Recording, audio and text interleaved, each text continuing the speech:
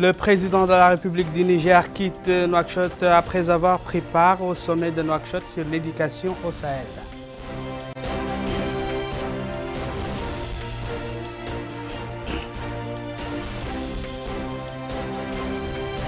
Lors de son discours au cours du sommet, le président de la République appelle à la création d'une alliance de l'éducation au Sahel.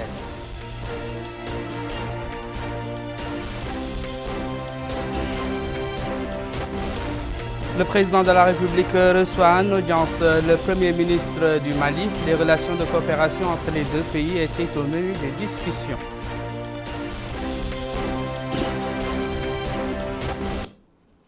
Mesdames et messieurs, bonsoir et bienvenue dans cette édition. Pour se prémunir de la Covid-19, faites-vous vacciner et respectez les mesures barrières.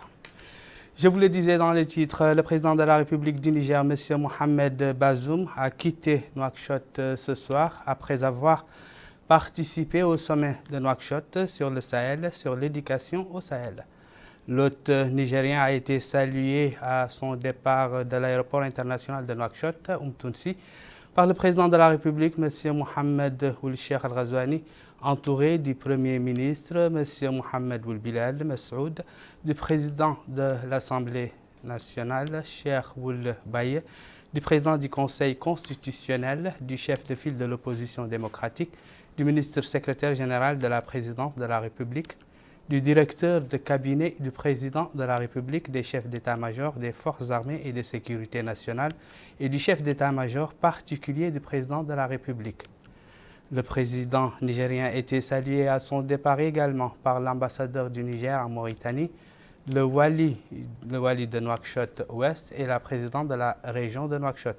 Après l'exécution des hymnes nationaux que vous voyez sur l'image, des deux pays et la revue des unités de l'armée venues rendre les honneurs, le président de la République du Niger a salué les membres du gouvernement, les hautes personnalités de l'État, le président de l'Union nationale du patronat mauritanien, le président de la Chambre de commerce, d'industrie et d'agriculture de Mauritanie et des membres du corps diplomatique accrédité en Mauritanie.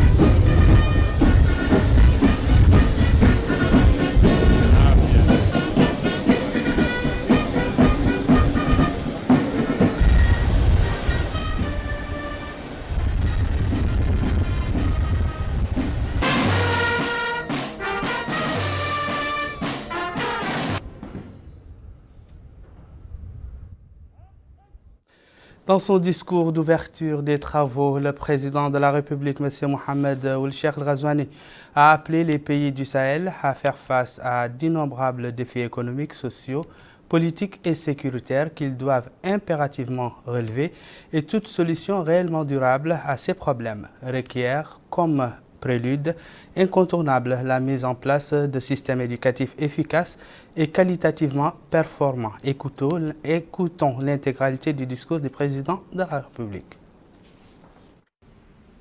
Excellence, Monsieur Mohamed Bazoum, président de la République du Niger. Excellence, Monsieur Choguel Maïga, Premier ministre du gouvernement de transition du Mali. Excellence, Monsieur Ouaro Stanislas, représentant du président du Faso.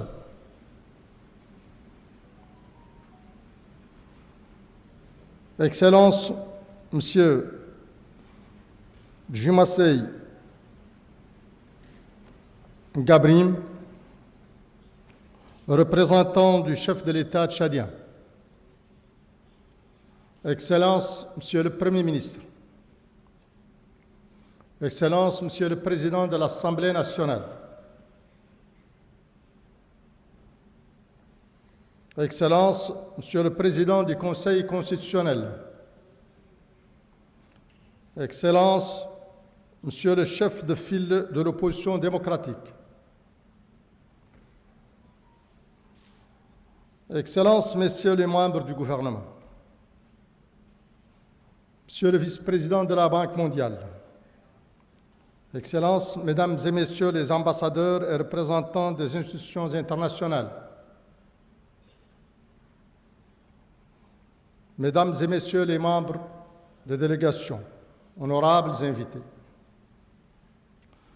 C'est pour moi un réel plaisir de vous souhaiter la bienvenue en Mauritanie et de vous exprimer mes sincères remerciements pour avoir accepté de participer au présent sommet pour échanger et débattre de la problématique de l'éducation au Sahel.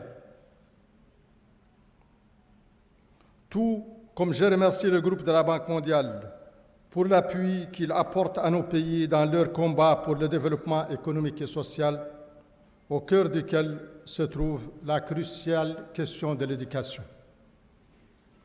Excellences, Mesdames et Messieurs,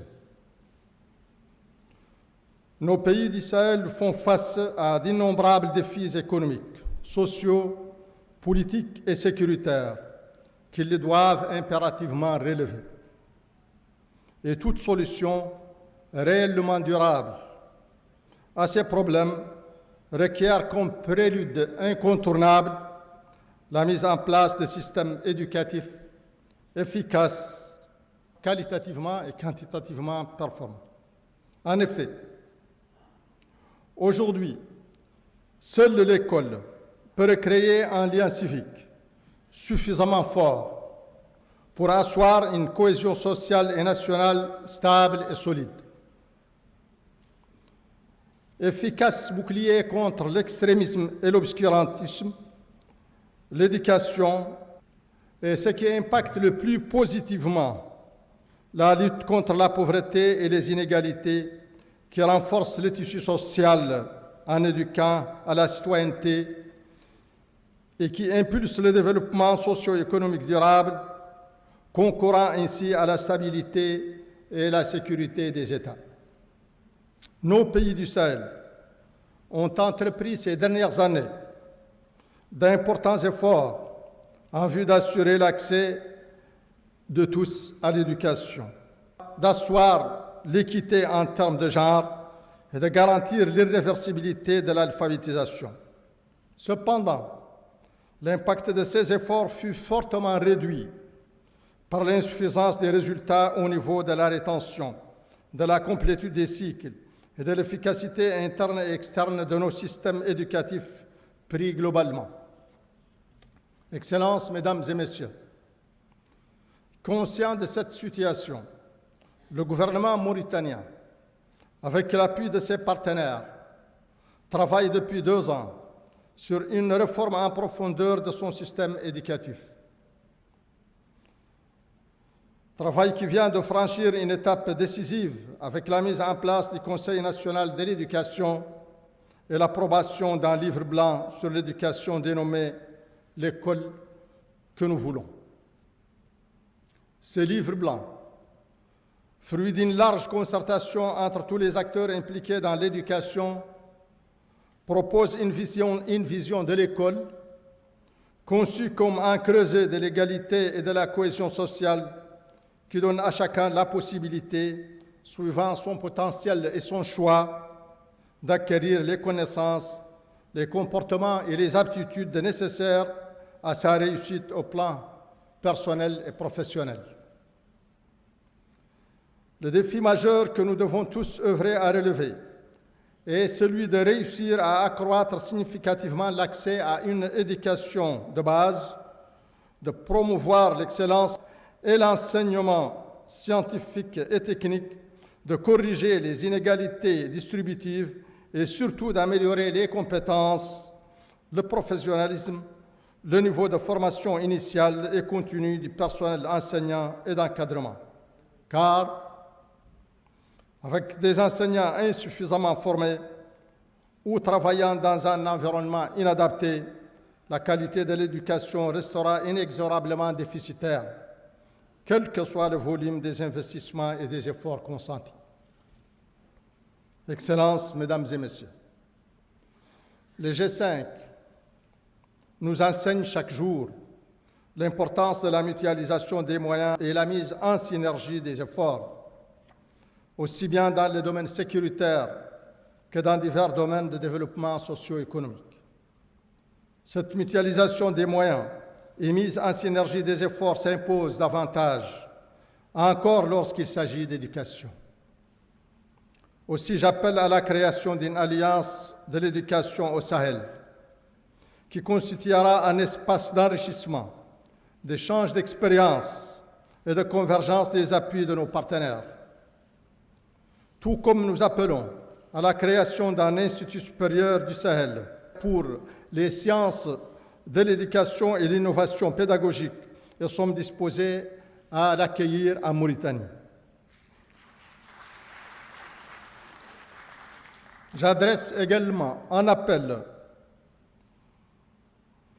à la Banque mondiale, dont l'engagement à nos côtés n'a jamais fait défaut, pour soutenir ces initiatives et contribuer à la mobilisation des autres partenaires techniques et financiers. Excellences, Mesdames et Messieurs, je suis convaincu que les résultats du présent sommet, grâce au niveau des échanges et à la qualité de vos contributions et recommandations, impacteront positivement notre combat collectif en vue de relever ensemble le défi d'une éducation efficace et performante, gage d'un développement économique et social durable. Je vous remercie.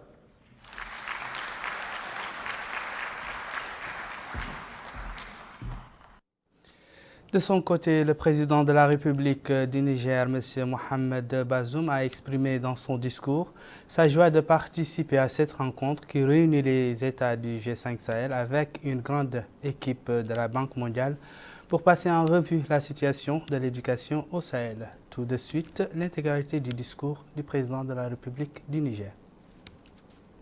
Monsieur le Président Mohamed Ould Cheikh Al-Ghazouani, président de la République islamique de Mauritanie, Monsieur le Premier ministre Choguel Kokala-Maïga du Mali, Messieurs les ministres du Tchad et du Burkina Faso, Monsieur le Premier ministre de Mauritanie, Monsieur le Président de l'Assemblée nationale, Mesdames et Messieurs les membres du gouvernement, Mesdames et Messieurs les délégués à cette rencontre, Mesdames et Messieurs les membres de la délégation de la Banque mondiale, mon ami Ousmane Diagana, Madame la vice-présidente en charge du capital humain, Mesdames et Messieurs, je suis très heureux de prendre part à cette rencontre entre les chefs d'État des pays du G5 Sahel et de cette grande équipe de la Banque mondiale autour du thème de l'éducation. Si nous ne devrions pas discuter des questions de sécurité comme nous y sommes condamnés malheureusement ces dernières années entre responsables des États du Sahel. La seule question qui mériterait de façon prioritaire notre discussion, c'est la question de l'éducation. Je suis très heureux par conséquent que nous ayons aujourd'hui cette opportunité, car en effet, tous ces jeunes qui sont mobilisés aujourd'hui dans le terrorisme, ils ont ensemble une grande caractéristique, c'est de n'être jamais à l'école, ou tout au plus d'y avoir été, mais de façon totalement insuffisante. Si nous avons à chercher une cause à ce problème, nous voyons très bien de quoi il peut s'agir. Nos systèmes éducatifs n'ont pas été à la hauteur des responsabilités des dirigeants et des peuples du Sahel. Le résultat que nous avons devant nous indique très clairement ce que nous avons à faire. Promouvoir nos systèmes éducatifs dans nos différents pays respectifs, de façon à faire en sorte que nous donnions une éducation aux enfants et une formation qui leur permettent d'envisager l'avenir comme tous les enfants du monde, plutôt que d'avoir à faire ce qu'ils sont en train de faire aujourd'hui. Monsieur le vice-président Afrique de l'Ouest et Afrique du Centre de la Banque mondiale, Madame la vice-présidente en charge du capital humain, je voudrais vous dire que nous sommes entièrement d'accord avec les options qui sont contenues dans le livre blanc que les réunions que vous avez eues avec nos experts vous ont permis de mettre au point. Nous sommes en particulier d'accord avec son premier point, de l'amélioration des capacités de lecture des enfants, parce que, en effet, l'apprentissage à la lecture, c'est bien l'élément de base à partir duquel il faut commencer. Nous sommes également d'accord avec la politique que le livre blanc compte promouvoir relativement à l'éducation de la jeune fille. En ce qui me concerne, j'ai décidé à cet égard de créer des internats sur l'ensemble des collèges ruraux du Niger où je pourrais avoir les moyens de faire en sorte qu'il en soit ainsi.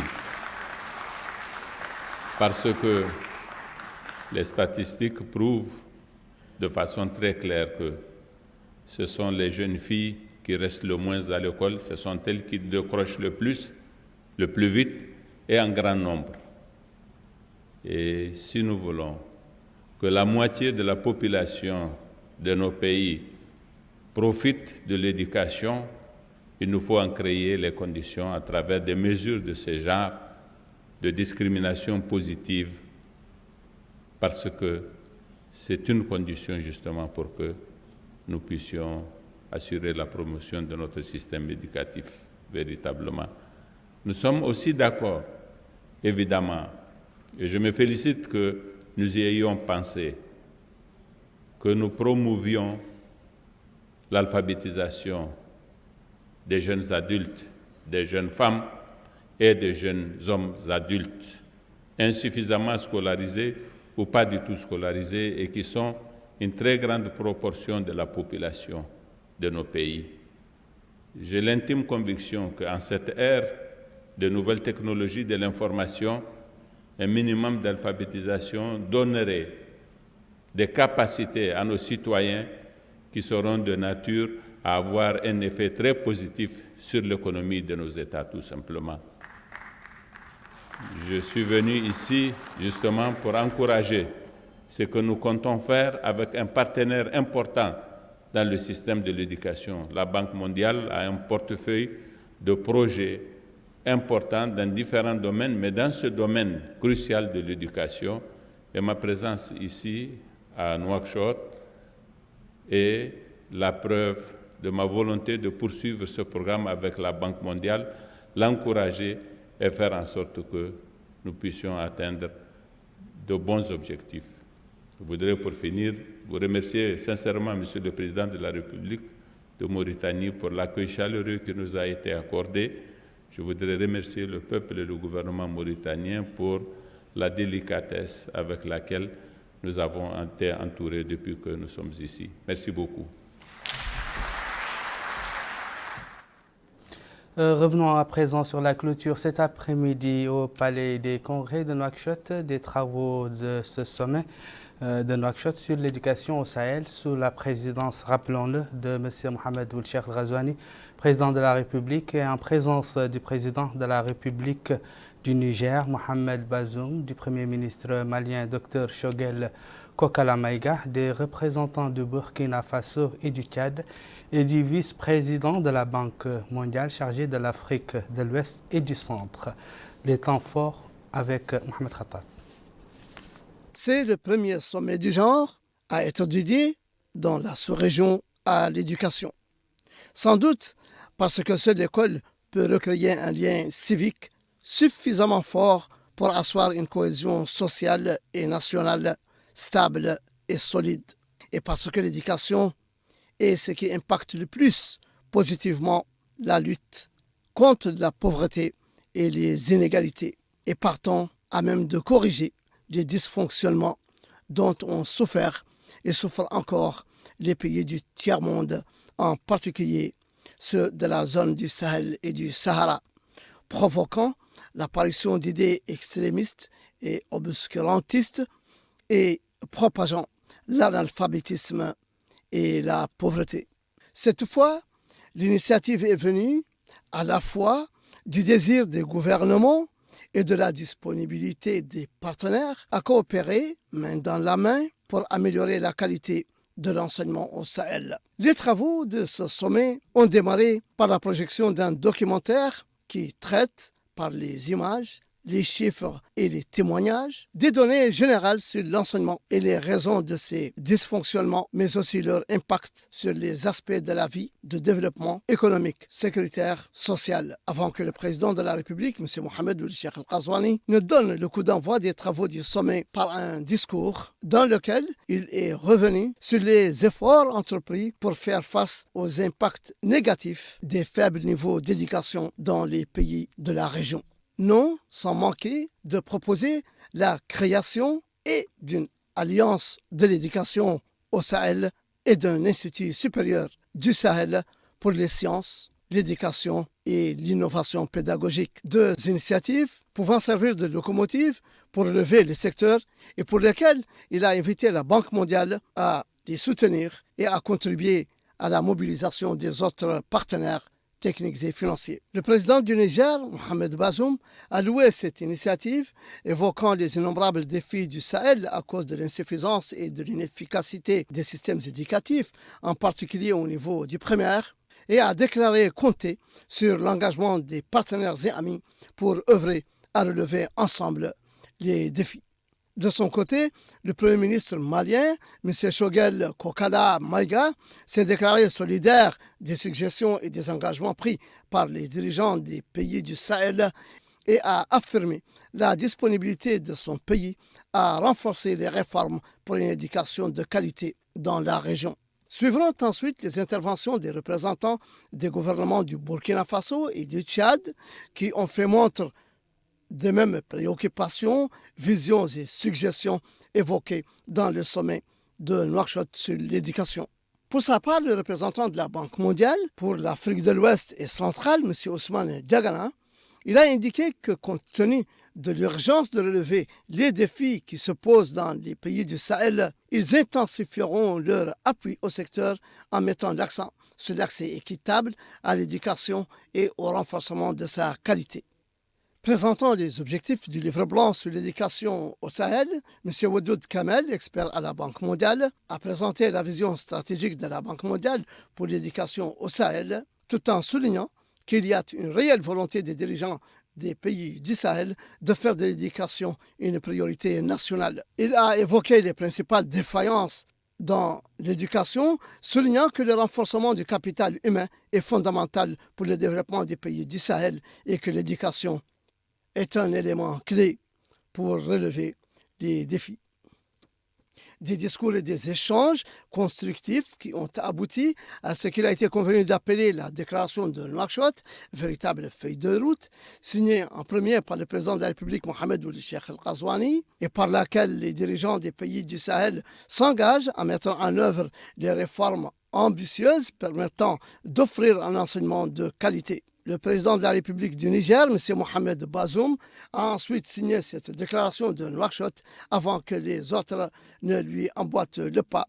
Dans cette déclaration de Nouakchott, les dirigeants du Sahel ont fait appel à un engagement politique de long terme autour de 3 cibles essentielles, à savoir, premièrement, prioriser les actions et financements autour d'objectifs chiffrés pour réduire la pauvreté des apprentissages, promouvoir une participation accrue des filles à l'enseignement secondaire et renforcer les compétences de base et l'alphabétisation des jeunes adultes qui ont quitté l'école.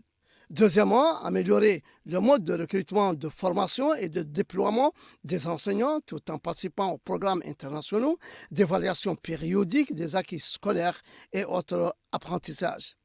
Troisièmement, augmenter la part de l'éducation dans les dépenses publiques et dans le produit intérieur brut pour atteindre le niveau de la moyenne de l'Afrique subsaharienne au plus tard en 2030, tout en s'efforçant d'améliorer l'efficacité et la qualité de ces dépenses. Les travaux du sommet de Nouakchott sur l'éducation au Sahel ont été marqués par la participation de plusieurs personnalités. Bokar Baylaba nous a fait le point. Le livre blanc de la Banque mondiale sur l'éducation au Sahel souligne qu'environ 9 élèves sur 10 n'ont pas le niveau de lecture et d'écriture requis à la fin du primaire. 2 écoliers sahéliens sur 5 n'arrivent pas jusqu'au bout de leurs études primaires. Pour changer cette donne, un engagement politique à long terme est nécessaire. Et le sommet de Nouakchott présidé par le président de la République, M. Mohamed Ould Cheikh El Ghazouani, a pour objectif de rappeler l'importance d'une éducation de qualité pour développer le capital humain dans la région sahélienne. En d'autres termes, le sommet permet de mobiliser l'adhésion et le soutien des responsables politiques afin de mettre en œuvre les réformes nécessaires pour améliorer la qualité des apprentissages. Le premier objectif consiste à réduire la pauvreté des apprentissages comme condition nécessaire à une croissance et un développement durable. Le deuxième objectif vise à accroître l'éducation des filles pour briser le cycle intergénérationnel du déficit en matière de capital humain. Enfin, le troisième objectif est centré sur l'augmentation du taux d'alphabétisation des adultes. J'adresse une mention spéciale à la République islamique de Mauritanie, qui permet aux enfants maliens réfugiés dans les camps de Mbera de poursuivre leurs études avec des programmes d'enseignement du ministère de l'Éducation nationale du Mali. Chaque année, avec l'assistance de la Mauritanie, ces élèves réfugiés ici participent aux examens nationaux du Mali. Le sommet de Nouakchott, organisé en partenariat avec la Banque mondiale, sert de cadre pour un engagement solennel en faveur de l'investissement dans l'éducation pour les 10 prochaines années. Son Excellence, Monsieur le Président du Faso, Monsieur Roch-Marc Christian Kaboré, m'a d'abord chargé de traduire donc ses amitiés à ses homologues présents à ce sommet sur l'éducation au Sahel. M'a aussi chargé de traduire ses remerciements à son ami et frère, donc le président de la République islamique de Mauritanie, pour l'organisation de ce sommet et pour tout ce qui a été mis en œuvre pour que ce sommet puisse se tenir. Alors, il m'a chargé de traduire donc à ses homologues son attachement au G5 Sahel et m'a dit de vous dire que il adhère entièrement donc à la déclaration qui sera issue de ce sommet. Il adhère au livre blanc et considère que cette déclaration et ce livre blanc vont être le ciment donc, qui va lier définitivement les pays du G5 Sahel au-delà de la crise sécuritaire qui est un défi qui va être bientôt relevé. Alors il a été particulièrement séduit par certains aspects du livre blanc, et en particulier donc, on va dire donc l'engagement d'intégrer les foyers coraniques donc dans le système éducatif formel.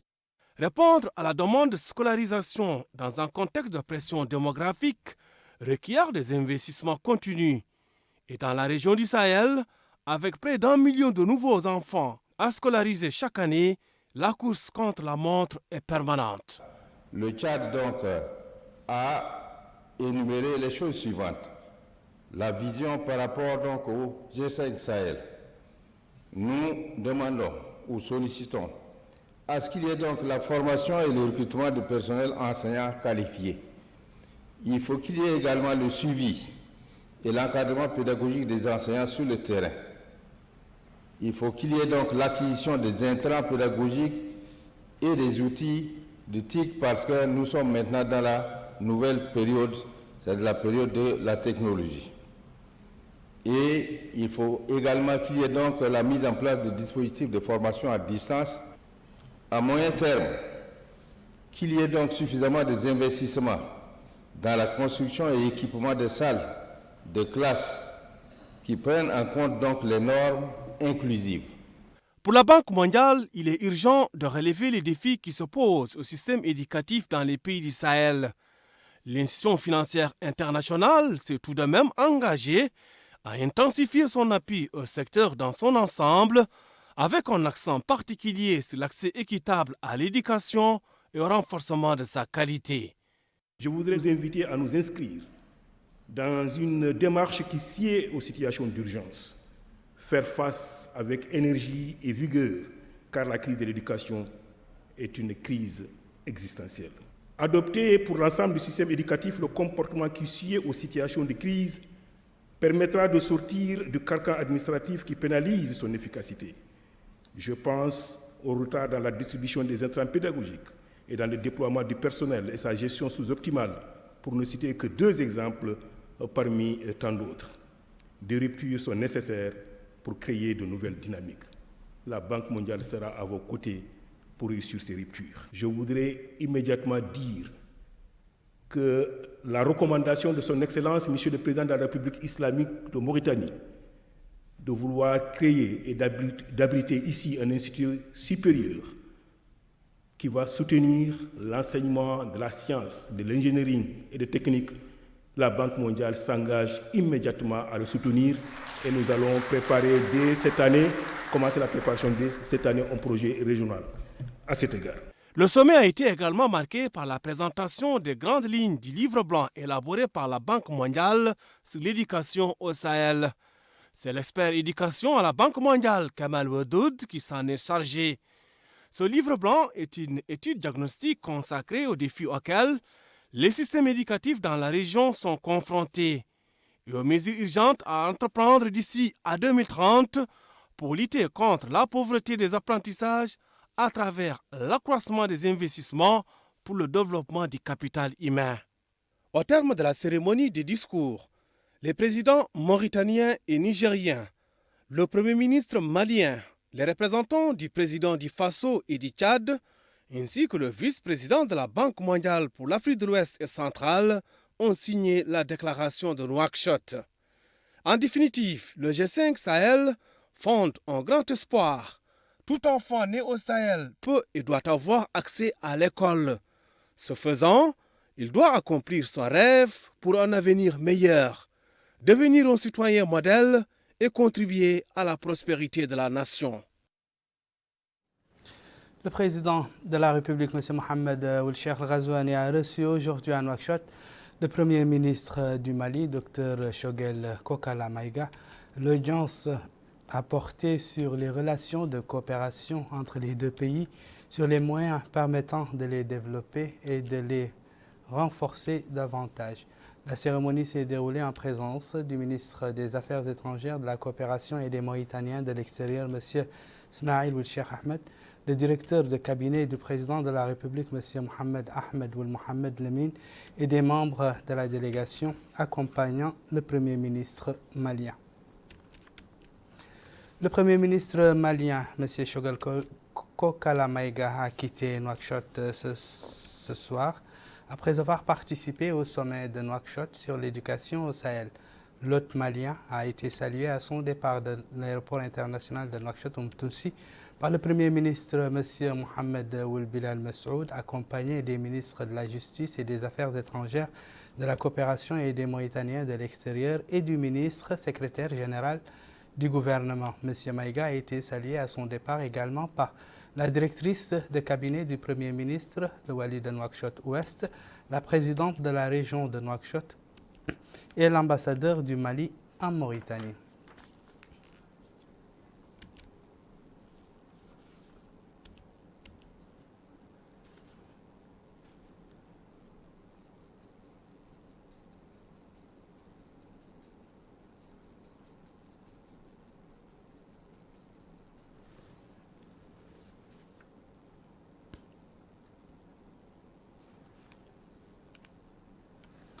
La réunion préparatoire du sommet du Sahel sur l'éducation s'est tenue au Palais des Congrès de Nouakchott.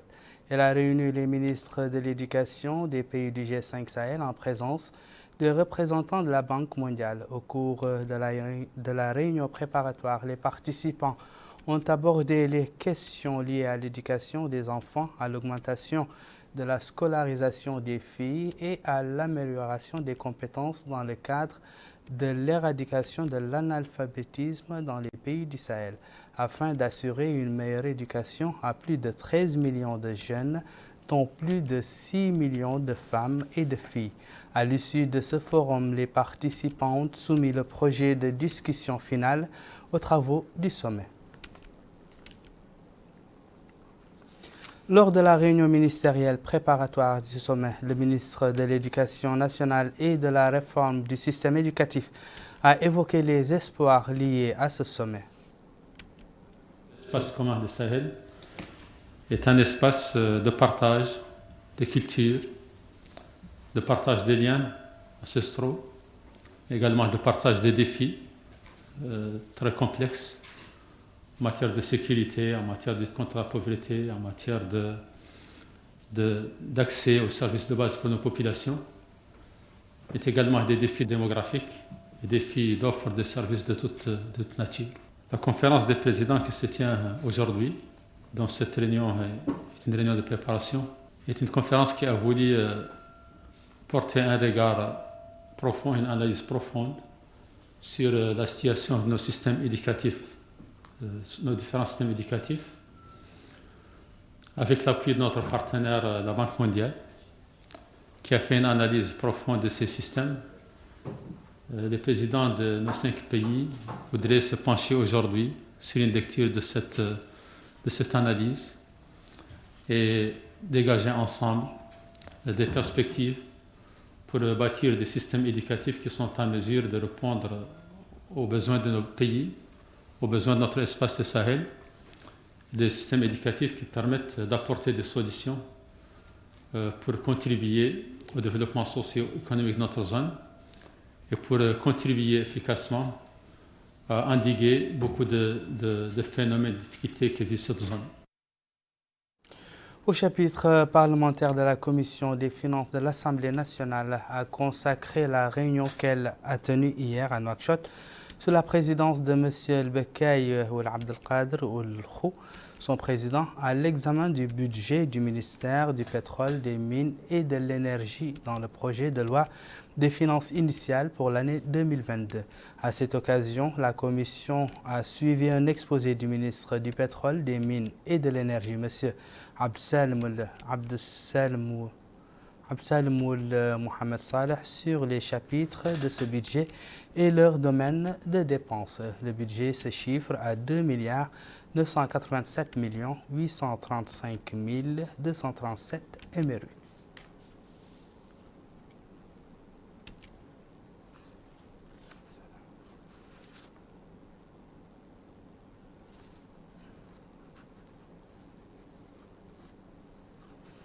Plus de 600 entreprises de jeunesse et des sports issues de toutes les wilayas du pays ont bénéficié pour la première fois dans l'histoire de la Mauritanie d'un soutien du gouvernement sur la base des critères précis et objectif.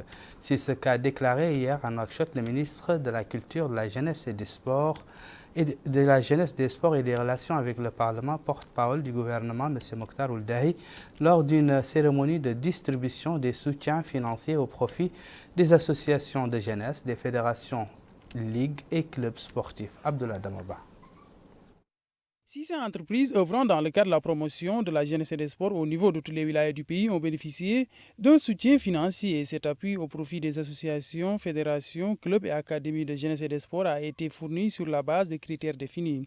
Le ministre de la Culture, de la Jeunesse et des Sports et des Relations avec le Parlement, Mokhtar Ould Dahi, a déclaré que les 600 groupements qui ont bénéficié de cette aide sont répartis sur toutes les wilayas du pays. Il a ensuite indiqué que l'enveloppe financière qui a été dégagée dans ce cadre est de 200 millions d'ouguiya, soulignant par la suite qu'à partir de l'année prochaine, qu'un recensement général des clubs et structures de sport et de jeunesse va être effectué afin de faire un distinguo entre les organisations qui sont très actives sur le terrain et qui bénéficieront de cette aide et celles qui ne sont pas très en vue sur le terrain. Le directeur de la jeunesse au niveau du ministère de la Culture, de la Jeunesse et des Sports et des Relations avec le Parlement, Sidi Mohamed Ould Ahmed, a quant à lui affirmé que ce soutien est le plus important qu'il y ait eu à recevoir les associations et groupements de jeunesse. Un nouveau programme de volontariat qui s'étale sur une durée de 5 ans sera aussi lancé l'année prochaine, ce qui permettra le recrutement de 10 000 jeunes volontaires. Conscient que l'anesthésie, la réanimation et la médecine d'urgence constituent un pilier très important du système de santé, des hommes et des femmes du métier ont annoncé aujourd'hui à Nouakchott au cours de la première assemblée générale la naissance de la SMARMU, qui est la Société mauritanienne d'anesthésie, de réanimation et de médecine d'urgence. Retour à Abdoulaye Damaba. La Société mauritanienne d'anesthésie, de réanimation et de médecine d'urgence a été portée sur les fonds baptismaux. Cette assemblée générale s'est tenue dans ce cadre pour annoncer l'officialisation de cette structure. L'engagement des médecins et techniciens anesthésistes témoigne de leur intérêt à perpétuer le savoir.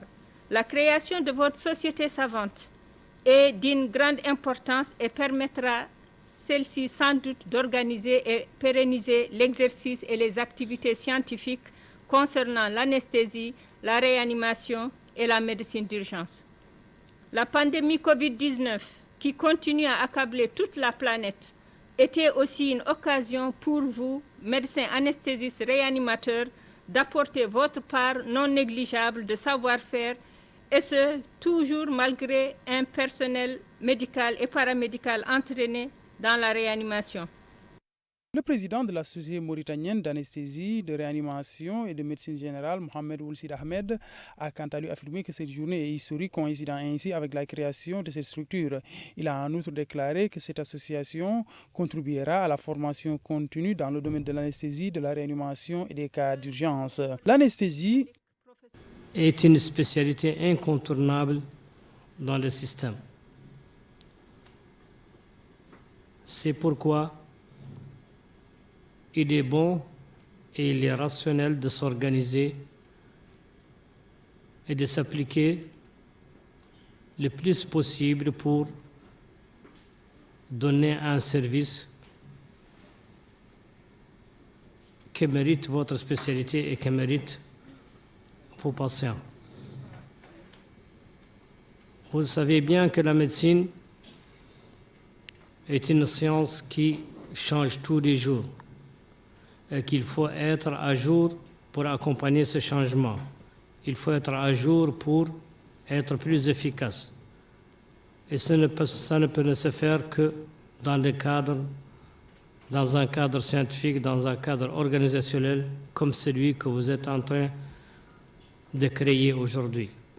Rappelons que lors de cette assemblée générale, un vibrant hommage a été rendu à des défunts médecins et techniciens anesthésistes pour leur dévouement et service rendu.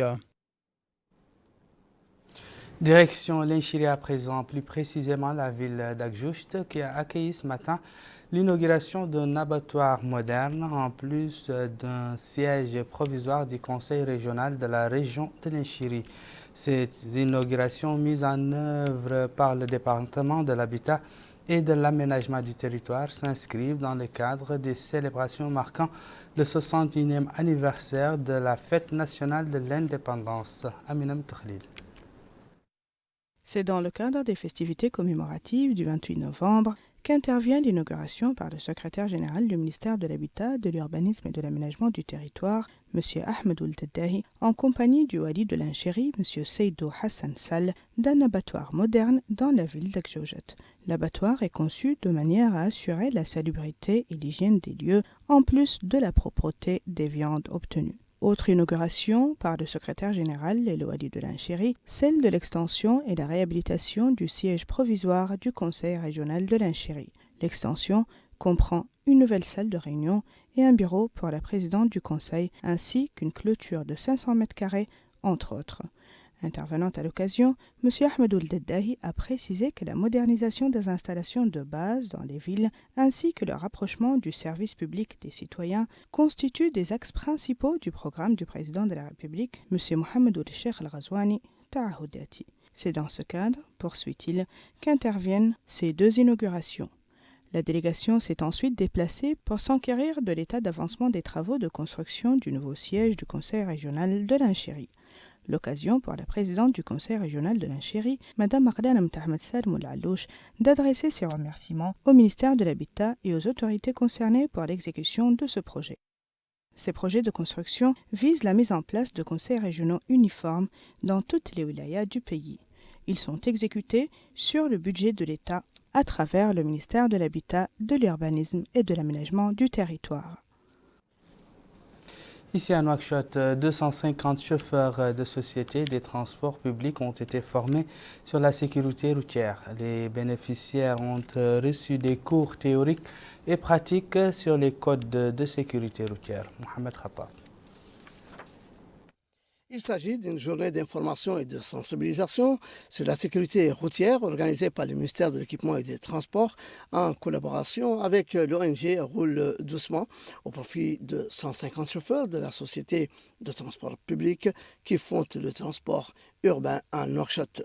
La formation qui s'inscrit dans le cadre de la campagne nationale lancée le 21 novembre 2021 relative à la sécurité et à la sûreté routière vise à faire baisser à long terme le nombre d'accidents qui surviennent sur les routes, principalement à Nouakchott. Une formation qui traite des questions liées à l'accès de vitesse, à l'usage du téléphone au volant, à la nécessité de mettre la ceinture de sécurité, mais également le respect des forces chargées du respect de la circulation routière et le stationnement abusif, entre autres.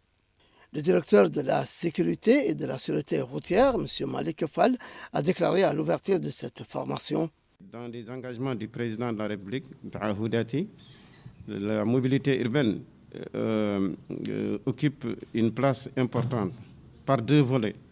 D'abord, il y a un volet opérationnel qui consiste à redynamiser donc la STP pour améliorer la qualité des services. Donc, on ne peut améliorer la qualité des services qu'en renforçant les capacités du personnel.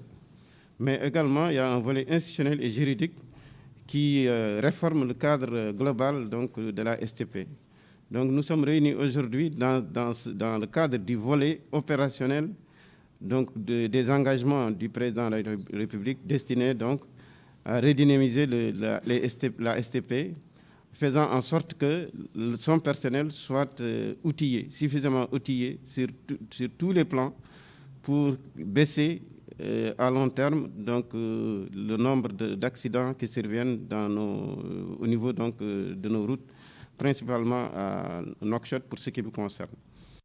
De son côté, la directrice générale de la Société de transport public a loué l'organisation de cette formation en indiquant aux chauffeurs présents à cette formation que l'État tient à ce qu'ils contribuent à la sûreté routière à travers le respect des règles garantissant la sécurité routière, d'où a-t-elle dit cette formation à laquelle participent 250 chauffeurs qui viendront par vague, chaque groupe bénéficiant d'une session portant sur les règles de la sûreté routière. C'est dire que cette formation sur la sécurité routière que le ministère de l'Équipement et des Transports organise au profit de ses conducteurs ne manquera pas de renforcer leurs connaissances à ce sujet pour en maîtriser les règles et être mieux outillés pour limiter au maximum les risques d'accident de la route.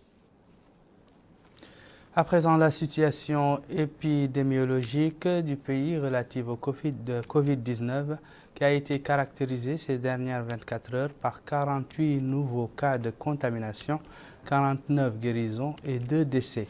Ces résultats portent le cumul à 39 558 cas de contamination, dont 37 877 guérisons et 840 décès.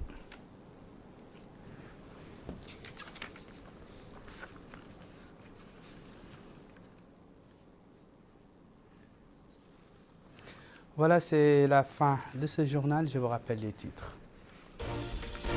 Le président de la République du Niger quitte Nouakchott après avoir pris part au sommet de Nouakchott sur l'éducation au Sahel.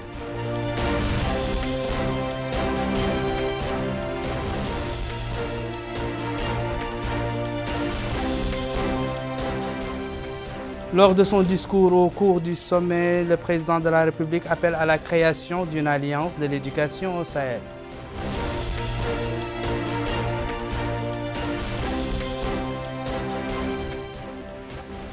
Le président de la République reçoit en audience le Premier ministre du Mali. Les relations de coopération entre les deux pays étaient au menu des discussions.